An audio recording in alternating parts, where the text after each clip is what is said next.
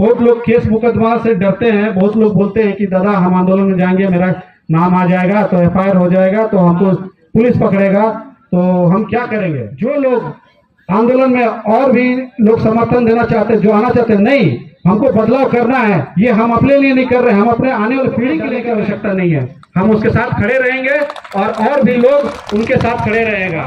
इसके साथ अब शिक्षा की थोड़ी सी बात करते हैं।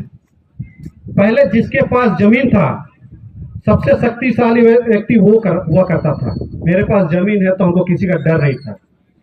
जमीन का जमाना खत्म हो गया, अब कानून आ गया। आपका जमीन एक बार अगर सरकार चाहता है कोई भी एरिया में, जिसका एरिया में अगर वो नेशनल डेवलपमेंट के बारे अगर कुछ परियोजना लाता है तो उसको एक्वायर कर सकता है। आप कुछ नहीं कर सकते हैं, उसके बदले आपको मुआवजा ही मिलेगा, क्योंकि once the land is vested in the government it is vested entirety. वो खत्म हो जाता, कभी आप उस जमीन को वापस नहीं कर पाइएगा।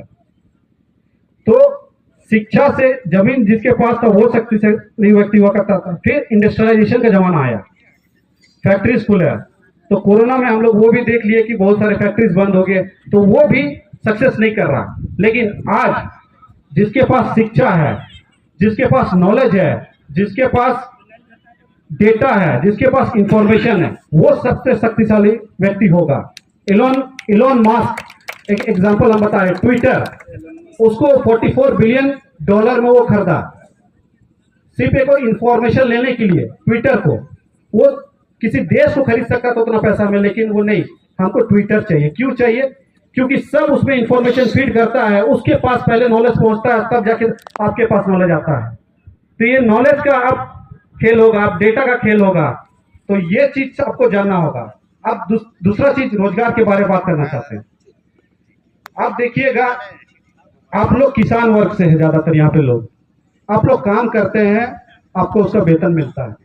लेकिन आप सोचे हैं जो काम हम गन्ना जैसे एक एग्जांपल लेते हैं, गन्ना का, गन्ना जैसे फैक्ट्री सब यूपी में है, वहां से चीनी प्रोडक्शन होता है, वो आता है आपका सेठ मड़वाड़ी लोग के पास में, अपर बाजार में, वहां से आप लोग चीनी खरीदते हैं, तब यहाँ के दुकान में आता है। यहाँ का आम नागरिक वो चीनी खरीदता है।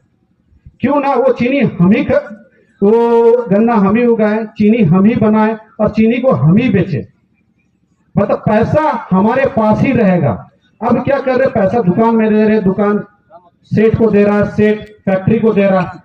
तो असली में पैसा कहाँ कलेक्ट हो रहा है? बॉम्बे में, दिल्ली में, बेंगलोर में, आपका पैसा वहां जा रहा है। वो पैसा का रोटेशन आप ही के पास होना चाहिए। तो इस तरह का हम लोग कुछ बुद्धिजीवी लोगों से मिलेंगे, बात करेंगे कि कैसे हम यहाँ पे स्टार्टअप स्टार्ट करें, बिजनेस स्टार्ट करें। आंदोलन करना है, सरकार बनाना है, लेकिन उसके साथ साथ रोजगार भी तो देना है।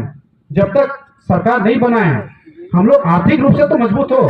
जिस दिन आर्थिक रूप से मजबूत होंगे तो हमारा बेटा बड़े बड़े स्कूल में पढ़ेगा, सेंट जेवियर्स में पढ़ेगा, डीपीएस में पढ़ेगा, श्यामली में पढ़ेगा, बड़े कॉलेज में पढ़ेगा। क्योंकि आज के जमाने में सबसे ज्यादा अगर महंगा होगा तो दो चीज, एक हॉस्पिटल और एक शिक्षा। आप शिक्षा क्वालिटी एजुकेशन नहीं दे सकते हैं, और उन लोग क्वालिटी की एजुकेशन ले रहा है, वर्ल्ड के साथ उन लोग शिक्षा ग्रहण कर रहा है। तो ये सब चीज है जो आप लोग को हम थोड़ा सा गाइड करना चाहते हैं। और दूसरा चीज है कि बहुत लोग केस मुकदमा से डरते हैं। बहुत लोग बोलते हैं कि दादा हम आंदोलन में जाएंगे, मेरा नाम आ जाएगा तो एफआईआर हो जाएगा, तो हमको पुलिस पकड़ेगा, तो हम क्या करेंगे।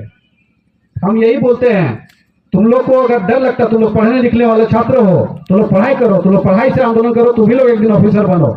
लेकिन जो लोग आंदोलन में और भी लोग समर्थन देना चाहते हैं, जो आना चाहते हैं, नहीं हमको बदलाव करना है, ये हम अपने लिए नहीं कर रहे हैं, हम अपने आने वाली पीढ़ी के लिए कर रहे हैं, तो उन लोग को डरने की आवश्यकता नहीं है।